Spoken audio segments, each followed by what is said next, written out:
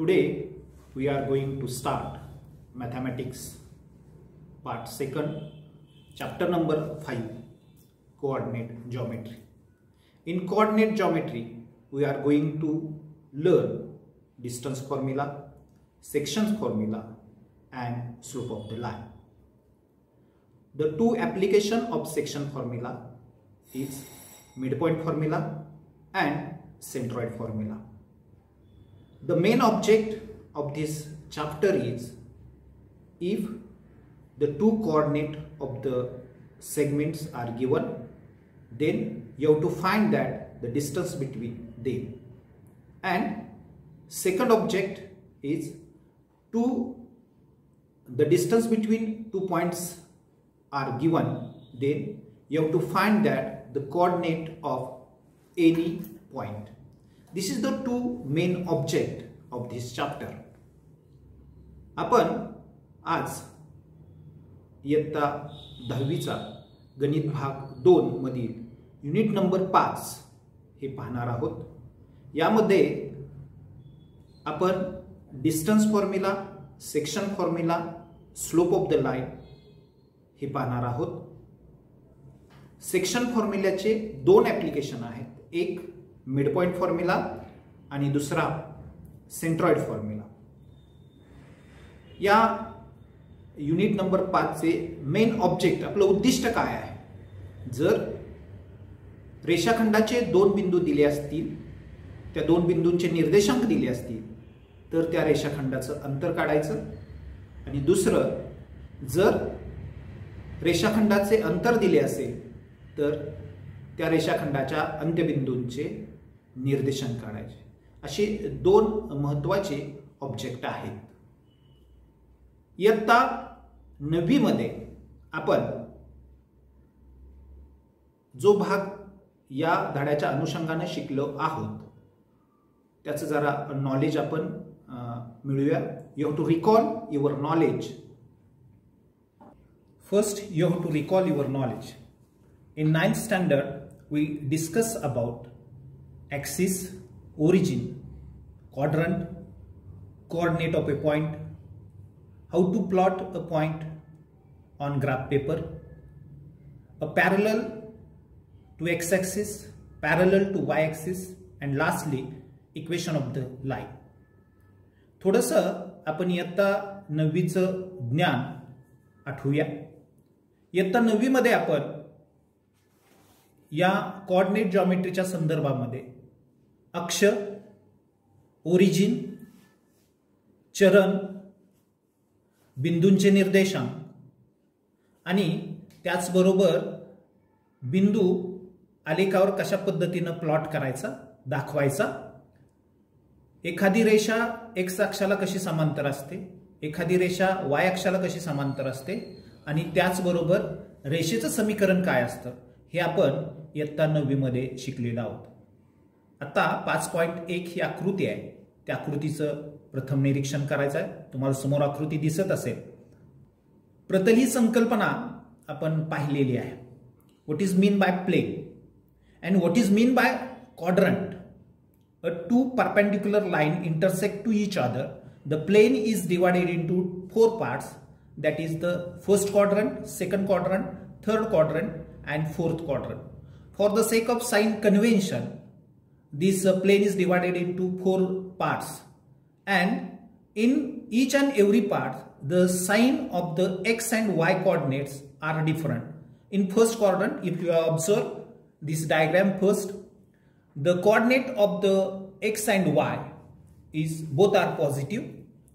In second quadrant, the coordinate of x and y, that is the x coordinate is negative and y coordinate is positive. Similarly, in third quadrant, the coordinate of 2 points x and y both are negative, means x coordinate is negative and y coordinate is negative. Same way, in fourth quadrant, the coordinate of x and y, that is x is positive and y is negative. जरा लक्ष द्या. या आकृतीचं जर निरीक्षण केलं तर तुमच्या लक्षात येईल, प्रतलाचे दोन लंब रेषेमुळे 4 भागात विभागणी झालेली आहे. ते 4 भाग, पहिलं चरण, दुसरं चरण, तिसरं चरण आणि चौथं चरण यामध्ये विभागलेल्या. चिन्हांच्या बाबतीत जर विचार केला आपण तर एक्स आणि वायचे निर्देशांक पहिल्या चरणामध्ये हे दोन्ही पॉझिटिव्ह आहेत. दुसऱ्या चरणामध्ये एक्स निगेटिव्ह आहे, वाय पॉझिटिव्ह आहे. तिसऱ्या चरणामध्ये एक्स दोन्हीही निगेटिव्ह आहे आणि चौथ्या चरणामध्ये एक्स पॉझिटिव्ह आहे आणि वाय निगेटिव्ह आहे. त्या पद्धतीने आपणाला दिलेला बिंदू आपण कोणत्या चरणात आहे तो आपण दाखवू शकतो. इथं जर तुम्ही पाहिलं, इथं जर दोन बिंदू आहेत, एक ए, त्याचे निर्देशांक 3 आणि 4 दिलेले आहेत. म्हणजे आपण याच्यावरून सांगू शकतो की हा ए बिंदू पहिल्या क्वाड्रंटमध्ये आहे, कारण दोन्हीचे निर्देशांक हे पॉझिटिव्ह आहेत. There is another point that is the B minus 2 4. The x coordinate of point B is minus 2 and y coordinate of point B is 4. So this point is lie in the second quadrant. So in this way, how to plot a point? Similarly, here is a origin, means two lines, that is the axis, are intersecting to each other. That point O, their coordinates are 0 0. This is the origin. This is the point A, this is the point B. How to plot point A and B in first and second quadrant? Same way, here is a parallel lines, means x is equal to 3. That line is parallel to y axis, and y is equal to 4. That line parallel to x axis. म्हणजे इथं आपणाला समांतर रेषा म्हणजेच काय, एखाद्या अक्षाला एखादी रेषा समांतर असते. x is equal to any integer number that may be positive or negative. That line is parallel to y axis. Similarly, y is equal to any integer. That line is parallel to x axis. म्हणजे इथं आपण असं म्हणू शकतो, x बरोबर कोणतीही संख्या असेल, कोणतीही वास्तव संख्या रियल नंबर असेल तर ती रेषा y अक्षाला समांतर असते, आणि y बरोबर कोणतीही वास्तव संख्या असेल तर ती रेषा x अक्षाला समांतर असते. अशा पद्धतीनं आपण हा पाठ हा 9वीला शिकलेला आहोत. See here, to find the distance between any two points on an axis.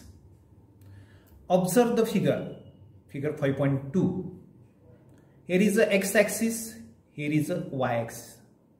On x-axis there are 2 points A and B.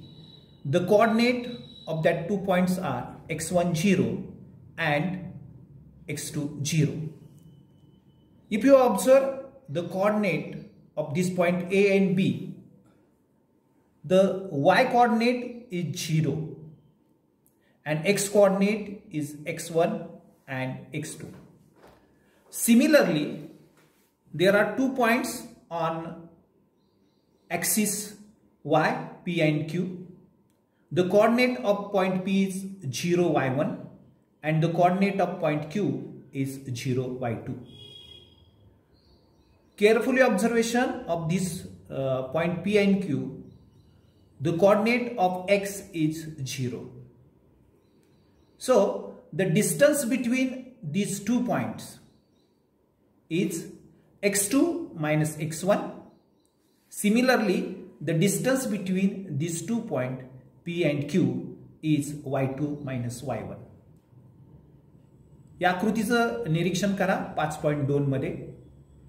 आपणाला एक्स ॲक्सिस आणि वाय ॲक्सिस वर 2 बिंदू दिलेले आहेत. एक्स ॲक्सिस वर 2 बिंदू आहेत, बिंदू ए आणि बिंदू बी. बिंदू ए चे निर्देशांक आहेत x1 0 आणि बिंदू बी चे निर्देशांक आहेत x2 0. या ठिकाणी y चे निर्देशांक हे 0 आहेत एक्स ॲक्सिस वर. त्याच पद्धतीने y ॲक्सिसचं जर निरीक्षण केलं, बिंदू P आणि बिंदू Q या 2 बिंदूंचे x चे निर्देशांक हे 0 आहेत. यावरून आपण बिंदू A आणि B यांचे अंतर x2 मायनस x1 आणि बिंदू P आणि Q यामधील अंतर y2 मायनस y1. अशा पद्धतीने आपण या दोन बिंदूमधील अंतर काढू शकतो. उदाहरणार्थ आपण x च्या ठिकाणी x1 च्या ठिकाणी 2 आहे, x2 च्या ठिकाणी x ॲक्सिस वर जर आपण इथे नंबर सिस्टम दिलं तर समजा x1 is equal to x1 ची किंमत 2 असेल, x2 ची किंमत 5 असेल, तर a आणि b या बिंदूमधील अंतर 5 वजा 2 म्हणजेच 3 येईल. अशा पद्धतीने आपण p आणि q चे सुद्धा अंतर काढू शकतो. Observe this two step, that is the distance between the point A and B is x2 minus x1, where x2 is greater than x1. Similarly, distance between the point PQ, y2 minus y1, y2 greater than y1. If you observe this both point A and B, P and Q in the above diagram, we can understand very well how it comes. Then there is another two segments, that is the segment CD and segment EC or CE. If you observe these two segments, that segment CD is parallel to x-axis. Here segment CD is parallel to x-axis, that is the distance between AB and CD are equal. Therefore, the rectangle is formed ABDC, means opposite sides are congruent. Therefore, the distance between AB is equal to distance between CD. We can see here distance of CD equal to distance of AB. Therefore, distance of CD is equal to x2 minus x1, which is here in this step. Observe the figure 5.2 here. The segment CE is parallel to y-axis and the distance of that CE is equal to the distance of PQ. So, from this diagram, we can say that the distance between the CE and the distance between the PQ are equal. Therefore, distance of CE is equal to y2 minus y1, because the rectangle PCEQ is a rectangle. The opposite sides are congruent. Therefore, the distance between P and Q is equal to distance between C and E. या ठिकाणी आपण जर या आकृतीचं निरीक्षण केलं, या पायरीचं जर आपण निरीक्षण केलं तर आपल्या असं लक्षात येईल की हा जो रेषाखंड CD आहे तो रेषाखंड AB एवढा आहे, त्याचबरोबर रेषाखंड CE आहे तो रेषाखंड PQ च्या मापाचा आहे. या आकृतीचं निरीक्षण केल्यानंतर आयत ABDC हा एक तयार होतो आणि दुसरा आयत PCEQ तयार होतो. आयताचं वैशिष्ट्य समोरासमोरील बाजू एकरूप असतात, त्यामुळं ABचं जेवढं अंतर असेल तेवढंच CDचं आहे, CEचं जेवढं अंतर आहे तेवढंच PQचं आहे. या पद्धतीनं आपण बिंदू C आणि D मधील अंतर x2 minus x1 आणि बिंदू C आणि E मधील अंतर y2 minus y1 होईल. From 5.2 figure, just observe the rectangle, that is the right angle triangle DCE or ECD.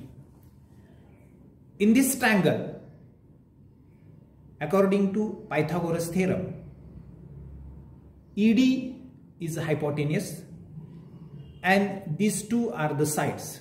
Therefore, ED square is equal to CD square plus CE square.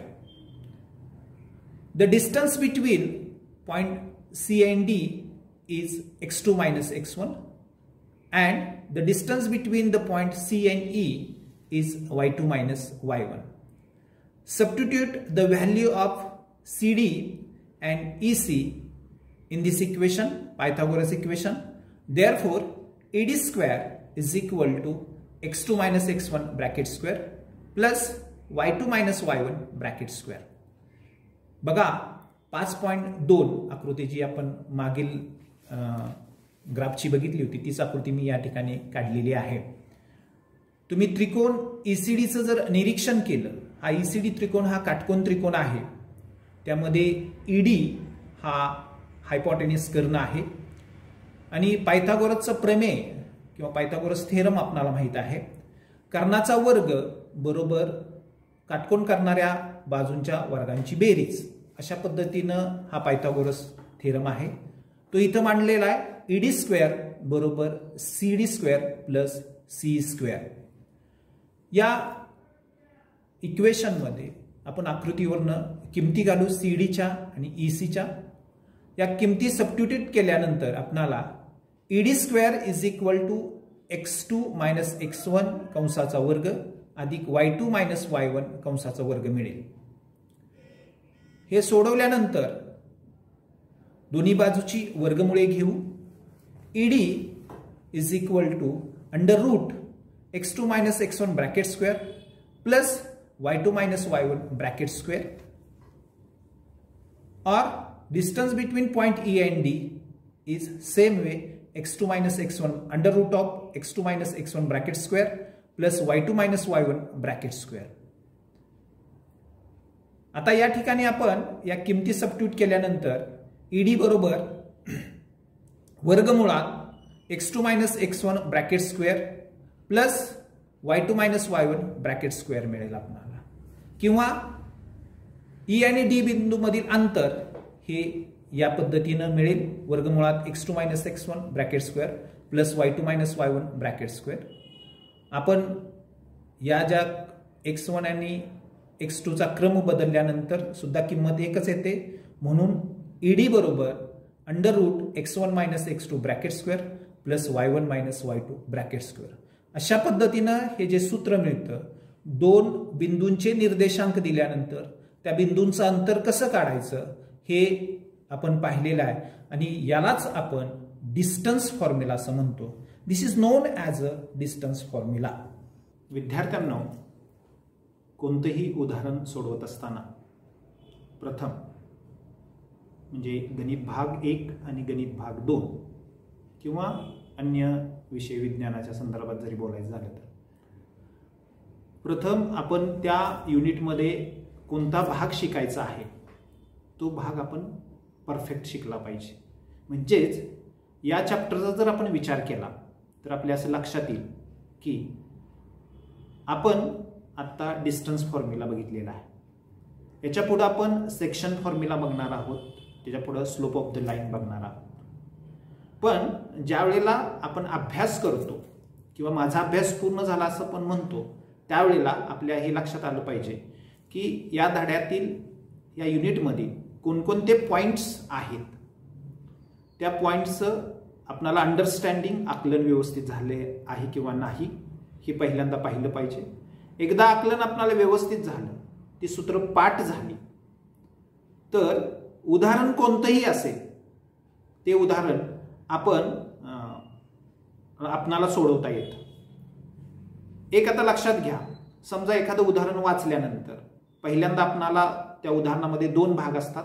पहिला भाग जो आहे तो त्या उदाहरणामध्ये कोणत्या स्वरूपाची माहिती दिलेली आहे हा एक भाग, आणि त्याचबरोबर त्या उदाहरणामध्ये कोणता भाग आपणाला काढायचा आहे, म्हणजे कोणती व्हॅल्यू आपणाला काढायची आहे, हे ज्या वेळेला आपल्याला समजतं त्यावरून आपणाला कोणतं सूत्र या उदाहरणाशी आपणाला लागेल हे आपल्या लक्षात आलं पाहिजे. आणि ही खरं आकलनाची पद्धत आहे.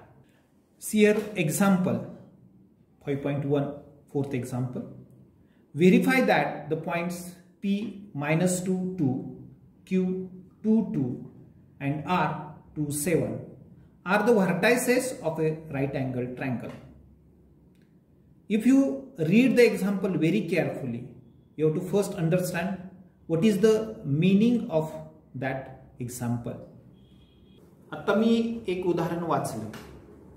ते उदाहरण वाचल्यानंतर पहिल्यांदा आपणाला त्याचा अर्थ समजला पाहिजे. अर्थ समजल्यानंतर त्या उदाहरणासाठी कोणतं सूत्र आपणाला उपयोगी पडेल हे प्रथम आपण शोधलं पाहिजे. म्हणजे या क्रिया सतत उदाहरण वाचल्यानंतर आपल्या लक्षात आल्या पाहिजेत की या उदाहरणामध्ये कोणती माहिती दिलेली आहे, या उदाहरणासाठी आवश्यक असे कोणतं सूत्र आहे, आणि एकदा दिलेली माहिती आणि सूत्र याची सांगड घालता आली की आपल्याला ते उदाहरण पटकन सोडवता येतं. आता या ठिकाणी आपण जे उदाहरण पाहिलेलं आहे, 3 बिंदू दिलेले आहेत आणि हे 3 बिंदू काटकोन त्रिकोणाचे शिरोबिंदू आहेत का नाहीत हे आपल्याला पडताळून पाहायचं आहे. आता हे कसं पडताळून पाहायचं हे आपण हे उदाहरण सोडवून पाहूया. See here, this is our example. There are 3 points and you have to verify that these 3 points are the points of a vertices of a right angle triangle.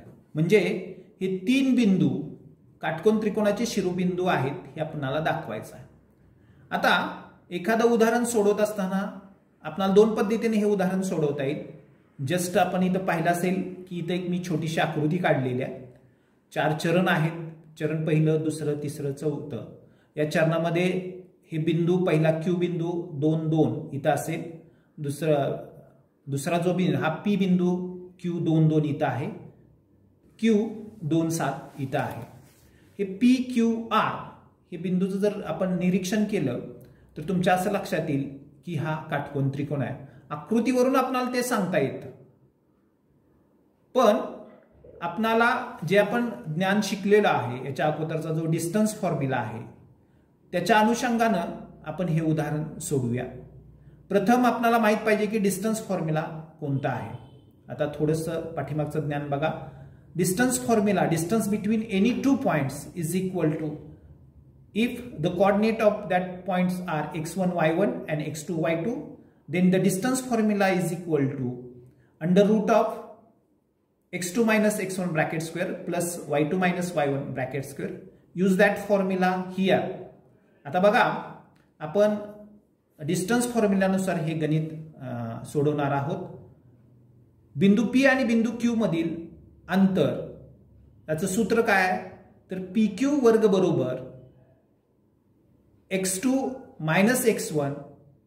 आता x2 हा बघा 2 आहे, minus x1 minus minus plus means 2 plus 2 bracket square.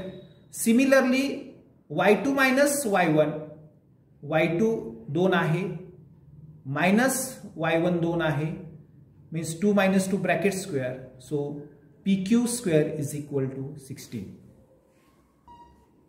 Similarly, we can find the distance between the 2 points Q and R.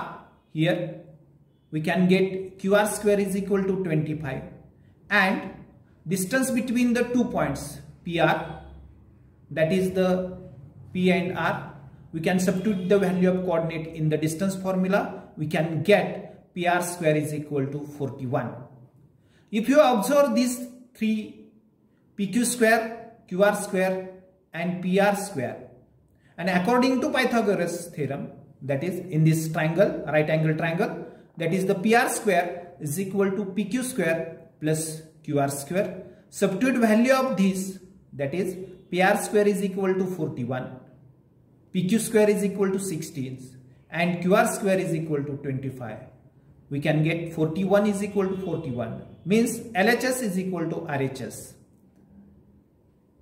If such conditions are occur, then we can say that points P, Q, R are the vertices of right angle triangle. आता आपण आकृतीवरून PQ square, QR square आणि PR square यांच्या किमती काढल्या. किमती काढल्यानंतर पायथागोरसचा theorem आपल्याला माहित आहे. आकृतीवरून पायथागोरसचा थेरम आपण इथे लिहिलेला आहे. कर्णाचा वर्ग बरोबर काटकोन करणाऱ्या बाजूंच्या वर्गांची बेरीज, या पद्धतीने PR square is equal to PQ square plus QR square, म्हणजेच 41 बरोबर 16 अधिक 25, 41 बरोबर 41, म्हणजेच डावी बाजू बरोबर उजवी बाजू आली.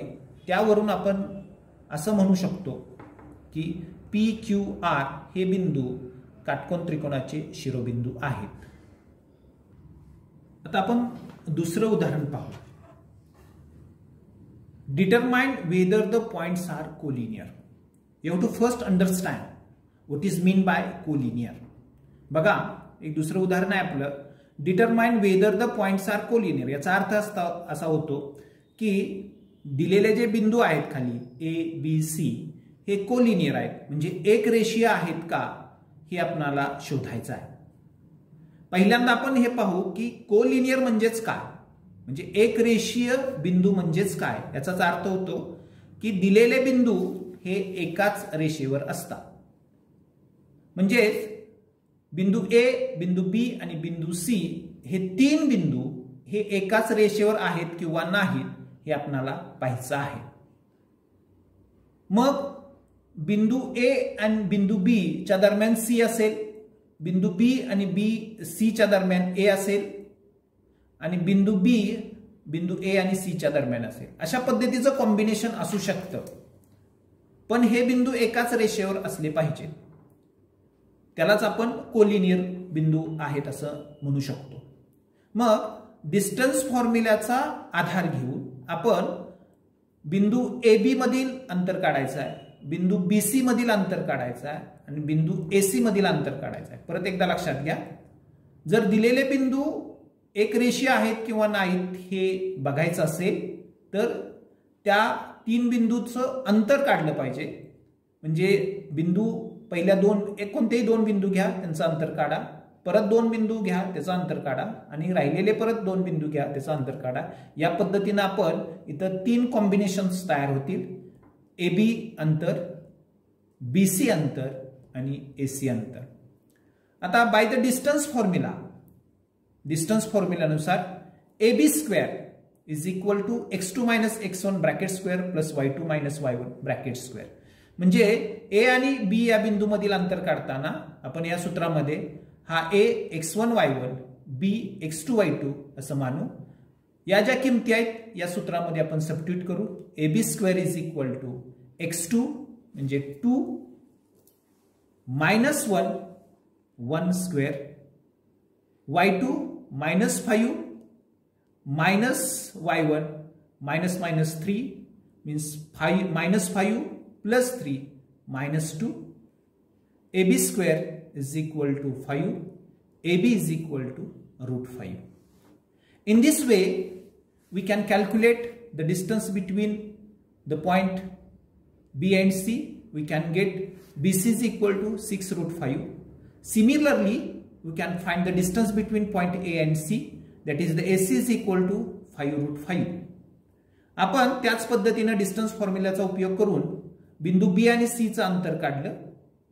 बीसी बरोबर 6 रूट 5 आणि एसी बरोबर 5 रूट 5. वरील तीन इक्वेशन वरून आपण एक सूत्र मांडलं. बीसी बरोबर ए बी अधिक एसी म्हणजेच 6 root 5 is equal to root 5 plus 5 root 5.